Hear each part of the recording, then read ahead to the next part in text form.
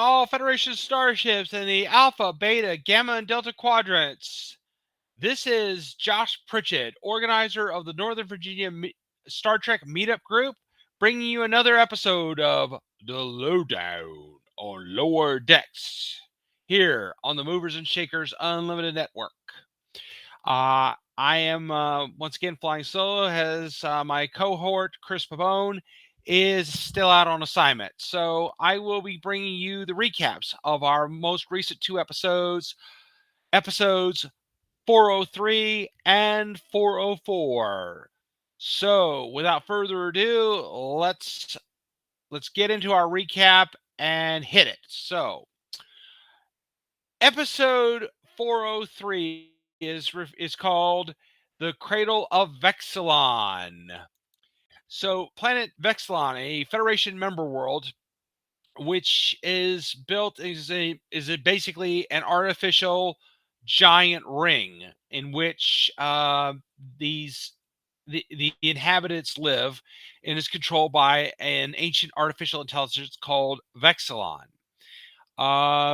It seems to be a very benevolent AI compared to most of the ones we've seen, except that, well, it's very old, and when you have stuff like this that gets old after a while, it tends to have problems. So, Captain Freeman and command and her first officer go down to inspect the computer. Meanwhile, on a different part of the planet, newly minted Lieutenant Junior Grade Brad Boimler and Provisional Lieutenant Junior Grade uh, Science Officer Lieutenant Junior Grade Tallinn are on a different part of the planet with three ensigns looking to make upgrades on a power source that Starfleet installed during first contact with the Vexilans. Meanwhile, Captain Freeman attempts to upgrade Vexilon.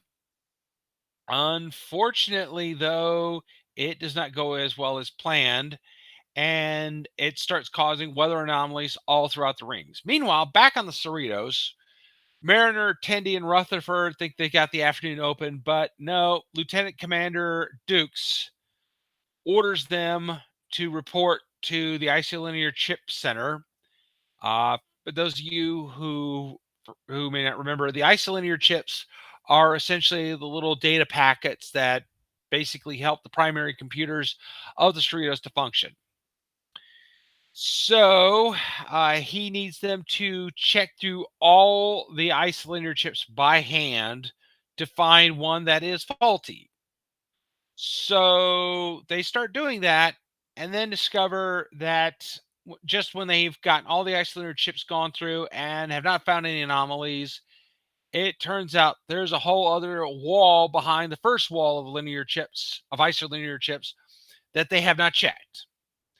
So, sensing that they are being hazed, Mariner, Beckett, and Tendi decide to get back at Dukes by playing a joke on him. And this joke involves a number of items from the Cerritos' special containment room, which has several interesting little artifacts that we've seen in previous episodes of Star Trek.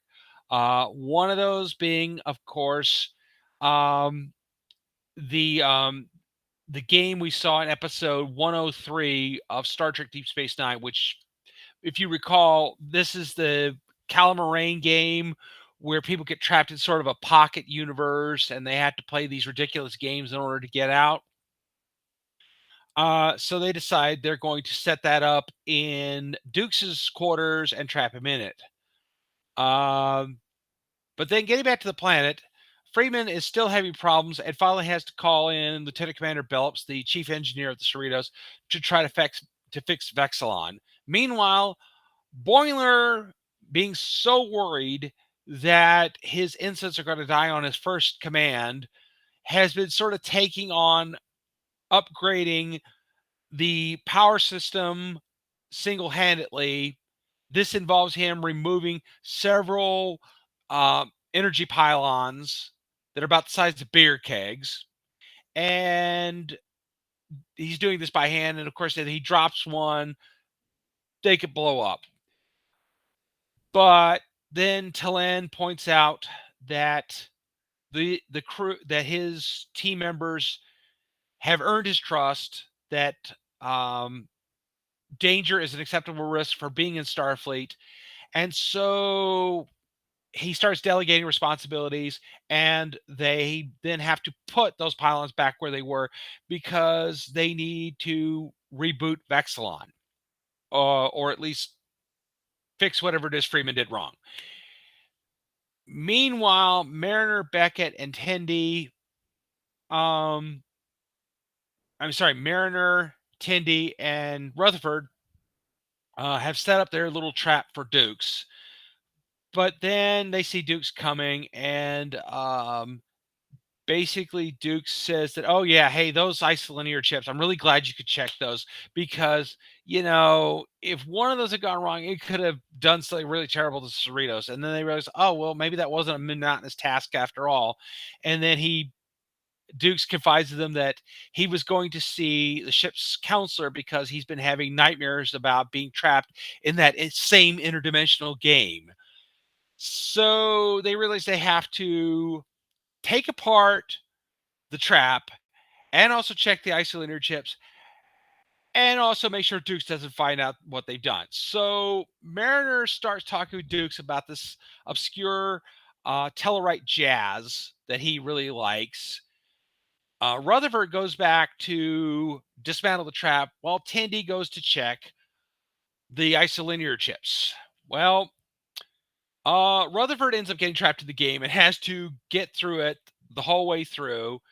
Mariner is then forced to listen to Dukes go on and on and on about Tellarite jazz. Tendi goes through the isolinear chips and finally finds the anomalous one and replaces it. Meanwhile, back on the planet again, Freeman is about ready to restart Vexilon and get him going again, but they need to keep the power system running, and they've got all the pylons back in, but then apparently the engine is about to overheat.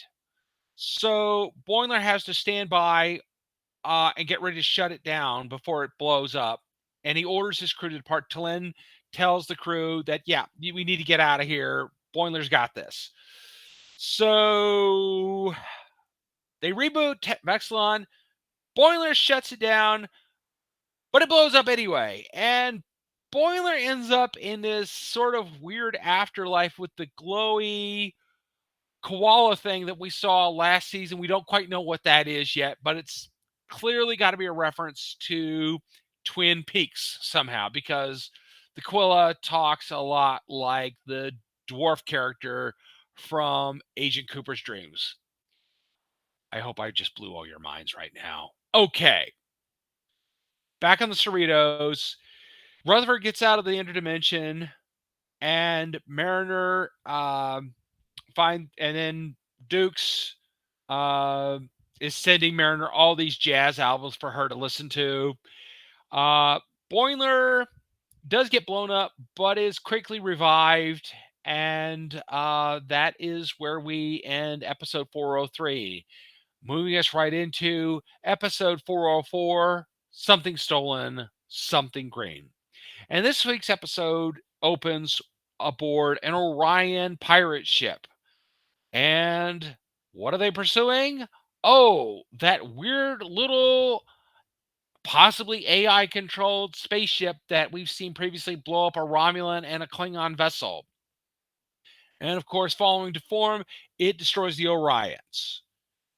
Meanwhile, back on the Cerritos, after finishing a long morning of work, Tendi is told by Captain Freeman that she has been granted leave to return to her home world of Orion to attend her sister's wedding. Tendi is hesitant about going, but Mariner and Talon really want to go and see Orion, which very few citizens of the Federation have actually seen.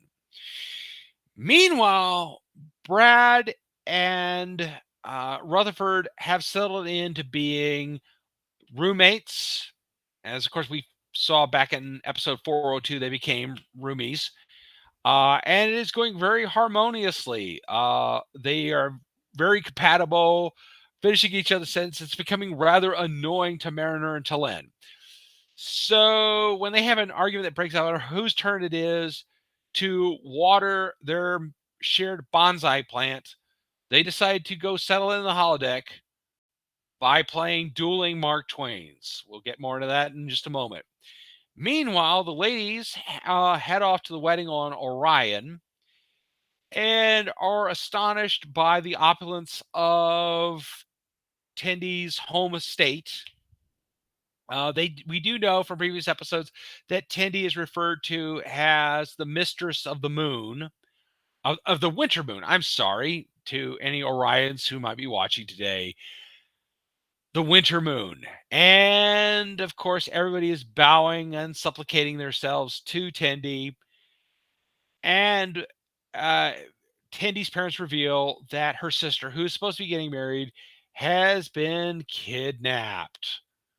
This apparently is part of Orion custom that the bride is sometimes kidnapped and that a family member must go rescue her.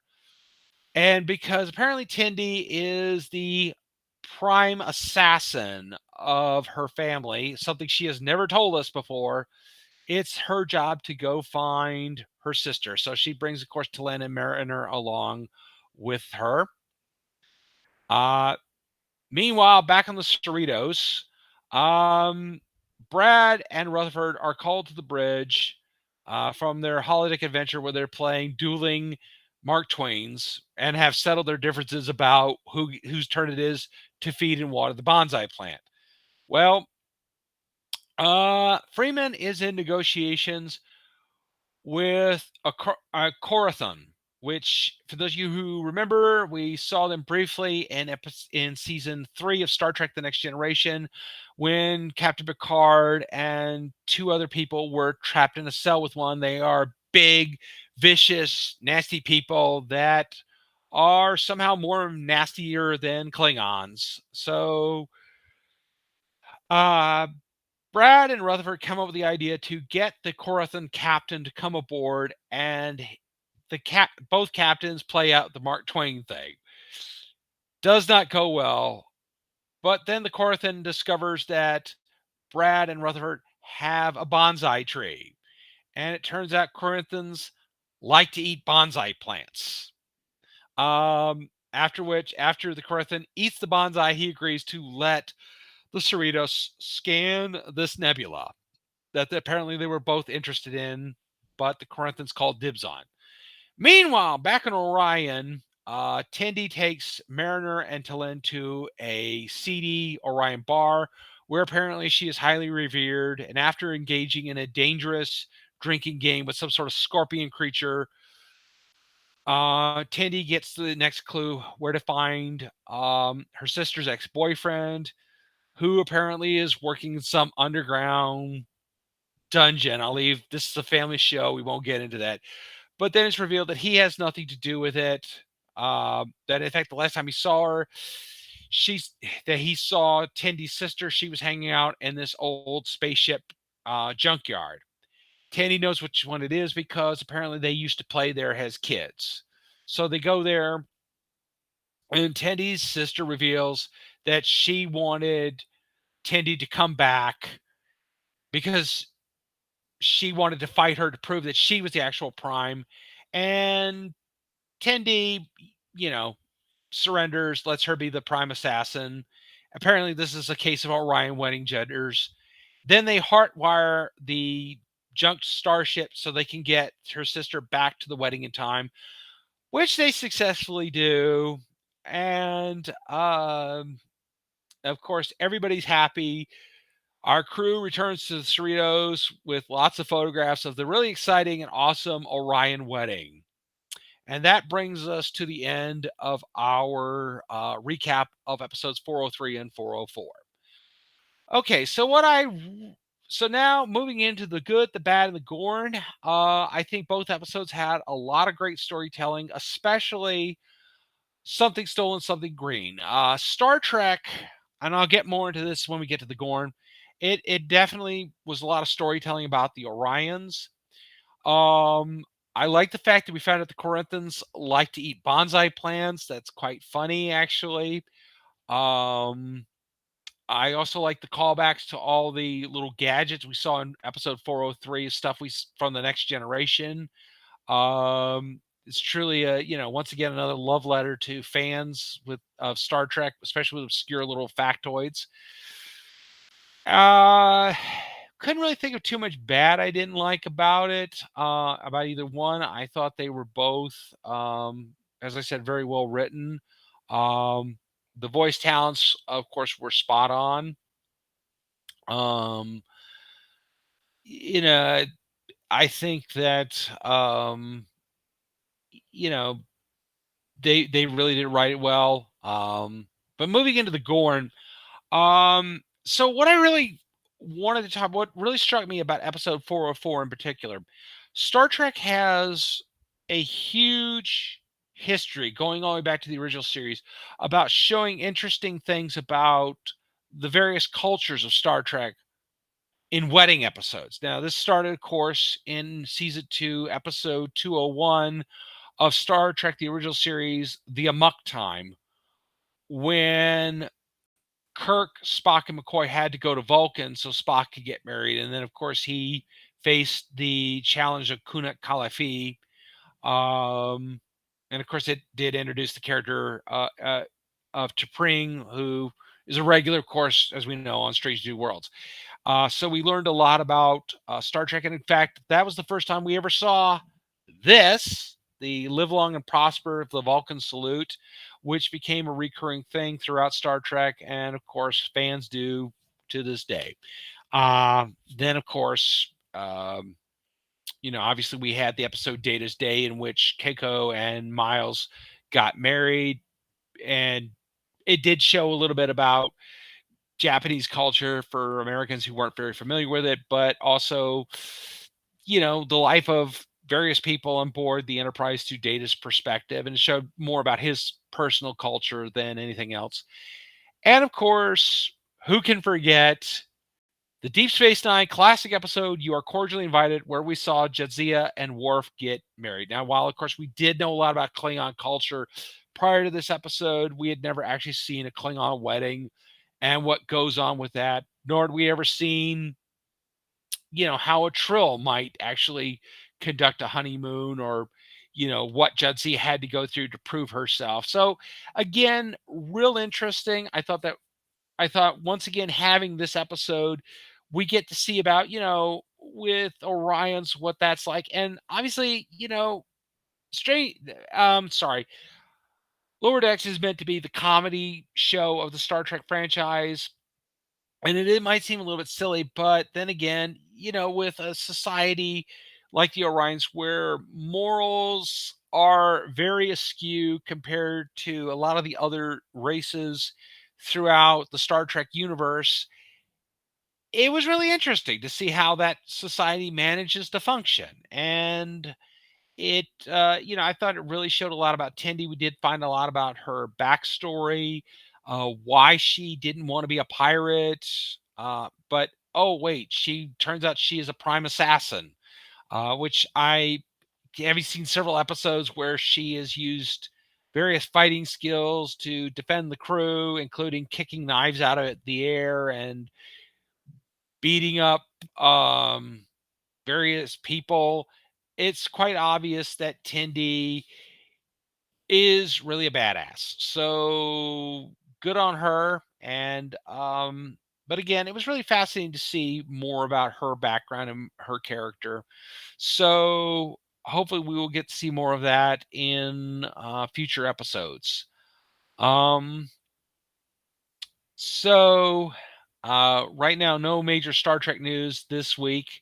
The writer strike and the actor strike is still going on, although apparently the studios have gone back into negotiations with both sides and apparently might be ready to give. Now, don't quote me on that. Still a lot up in the air, but I think it's important that we continue to support the writers and actors through this troubling time. And, eventually we will get back, as we did with the pandemic, we will get back to having cons and new episodes of Star Trek will be made. Eventually. It just is going to take a little bit longer. I mean, it's probably going to be either late 2024 or sometime in 2025 before we get to season 3 of Strange New Worlds. Which that's unfortunate, but these things happen. Excuse me. Excuse me, everyone. I'm sorry. I'm coming over with a bit of Orion sneezes. No, I'm not a pregnant Majoran, by the way, in case anyone's wondering. Ha ha ha. So, with all that said, thank you again for joining us. If you wish to reach out to me, you can find me through Josh Pritchett Jr. on Facebook. My latest book, The Adventures of Madison Brown, The Robot Repair Girls Chronicles, is still available on Amazon and Kindle. Please do consider buying a copy. And if you're interested, please head over to meetup.org and look up the Northern Virginia Star Trek Meetup Group. We are always happy to have new members who love Star Trek. And if you join this week, you can come to our big meetup lunch next Saturday. Details are on our Facebook, on our page, both on Facebook and on the meetup site. So until next week, and hopefully Chris will be back to help, talk with me through these episodes. This is Josh Pritchett, wishing you all a great week. Live long and prosper. And thanks for joining me, everybody. Goodbye.